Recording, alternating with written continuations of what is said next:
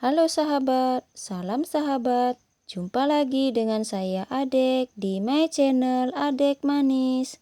Sebelum lanjut nonton videonya, jangan lupa ya tekan tombol subscribe, aktifkan loncengnya, serta like, komen, dan share video ini. Untuk para sahabat, tetap semangat ya dalam belajar. Tuntutlah ilmu sepanjang masa, karena ilmu itu tiada ujung dan pangkal. Oke, langsung saja yuk simak videonya. Check it out. Halo sahabat semua, penjelasan materi kali ini tentang pencemaran lingkungan. Jika suatu lingkungan sudah tercemar, maka sangatlah berbahaya bagi kelangsungan makhluk hidup di muka bumi ini. Nah, bagaimana penjelasan selengkapnya? Maka stay terus ya.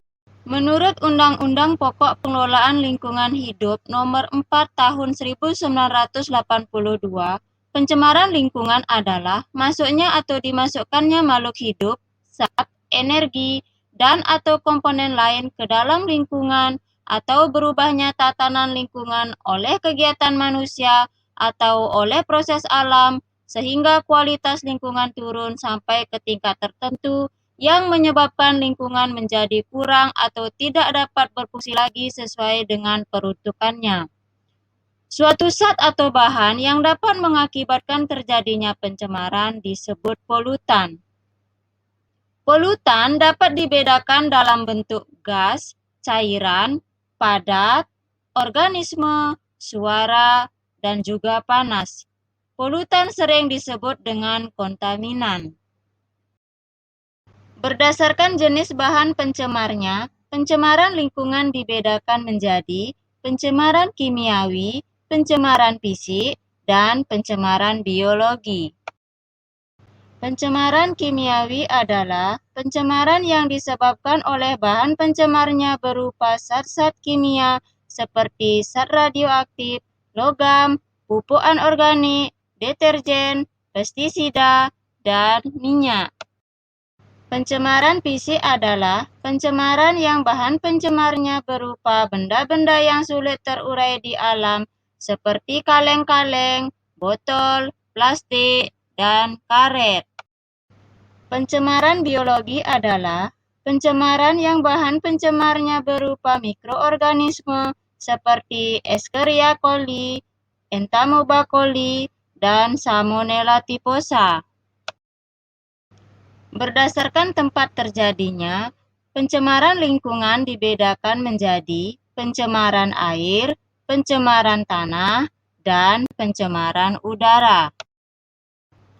Pencemaran air adalah masuknya polutan ke dalam air atau berubahnya tatanan air oleh kegiatan manusia sehingga kualitas air menjadi turun sampai pada tingkat tertentu yang menyebabkan air tidak dapat berfungsi lagi sesuai peruntukannya.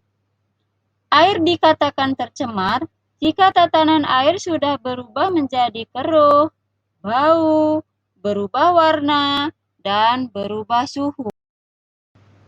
Penyebab pencemaran air sebagai berikut. 1. Pembuangan limbah seperti limbah industri, limbah rumah tangga, limbah rumah sakit, limbah peternakan, langsung ke perairan. 2. Penggunaan pupuk dan pestisida yang berlebihan.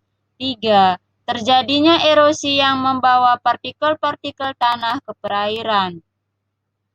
4. Penggunaan racun dan bahan peledak dalam menangkap ikan. 5. Tumpahnya minyak karena kebocoran tangki. Adapun dampak yang diakibatkan dari pencemaran air seperti 1. Air tidak layak konsumsi. 2. Menimbulkan berbagai jenis penyakit. 3. Menimbulkan blooming alga dan tumbuhan air. 4. Menimbulkan kerusakan ekosistem air. Cara yang dapat dilakukan untuk pencegahan pencemaran air sebagai berikut. 1. Menggunakan pupuk organik dan kompos sebagai pengganti pupuk buatan. 2. Menggunakan jala dan pancing dalam menangkap ikan. 3. Pembangunan kawasan industri sebaiknya disertai dengan AMDAL atau analisis mengenai dampak lingkungan. 4. Rumah sakit dan peternakan sebaiknya memiliki bak penampungan limbah untuk menampung limbah yang dihasilkan. Pencemaran tanah adalah pencemaran yang disebabkan oleh masuknya polutan yang berupa zat cair atau zat padat ke dalam tanah. Pencemaran tanah disebabkan oleh beberapa sebab. 1. Sampah plastik, pecahan kaca, ataupun karet yang ditimbun ke dalam tanah. 2. Sisa pestisida dari kegiatan pertanian yang meresap ke tanah. 3. Limbah deterjen yang dibuang ke tanah. Polutan tanah dibedakan menjadi sampah organik dan sampah anorganik. Sampah organik adalah sampah yang mudah terurai, sedangkan sampah anorganik adalah sampah yang sulit terurai. Adapun dampak dari pencemaran tanah sebagai berikut. 1. Dapat menurunkan kesuburan tanah. 2. Proses penguraian senyawa organik terganggu. 3. Penurunan produktivitas tanah. Beberapa cara pencegahan pencemaran tanah sebagai berikut. 1. Melakukan daur ulang sampah plastik, logam, kaca, dan karet. 2. Memisahkan sampah organik dan sampah anorganik. 3. Membuat tempat penampungan limbah sehingga tidak langsung dibuang ke tanah. 4. Menjaga kelestarian tanaman. Pencemaran udara adalah masuknya makhluk hidup, zat, energi, dan atau komponen lain ke udara oleh kegiatan manusia atau proses alam sehingga terjadi penurunan kualitas udara sampai tingkat tertentu yang menyebabkan udara menjadi kurang atau tidak berfungsi sesuai peruntukannya. Pencemaran udara disebabkan oleh beberapa sebab. 1. Asap dari cerobong pabrik, kendaraan bermotor, asap pembakaran, ataupun asap rokok.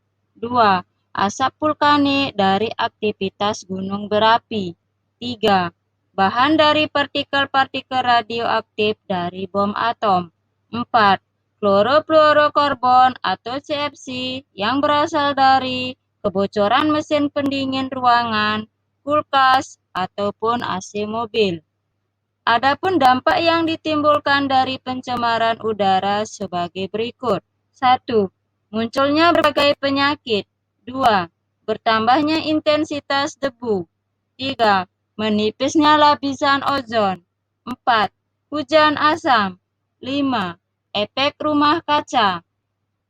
Efek rumah kaca ini menyebabkan suhu di permukaan bumi meningkat, yang berpotensi terjadinya perubahan iklim yang ekstrem di bumi. Fenomena ini dapat mengancam kehidupan manusia, merusak ekosistem, dan juga merusak keseimbangan lingkungan. Upaya-upaya yang dapat dilakukan untuk menghindari terjadinya pencemaran udara sebagai berikut. 1. Mengurangi atau mengganti bahan bakar rumah tangga yang berasal dari fosil dengan bahan bakar yang ramah lingkungan. 2. Tidak menggunakan barang-barang rumah tangga yang mengandung CFC. 3. Tidak merokok di dalam ruangan. 4. Mencegah terjadinya kebakaran hutan, perusakan hutan, dan penggundulan hutan. 5. Menanam tumbuhan hijau di sekitar rumah dan berpartisipasi dalam penghijauan dan reboisasi. Terima kasih sudah menonton. Semoga video ini bermanfaat dan jangan lupa tekan subscribe, like, komen, dan share video ini supaya saya bisa lebih berkreasi dalam berkarya. Salam sukses untuk para sahabat semua. Sampai jumpa.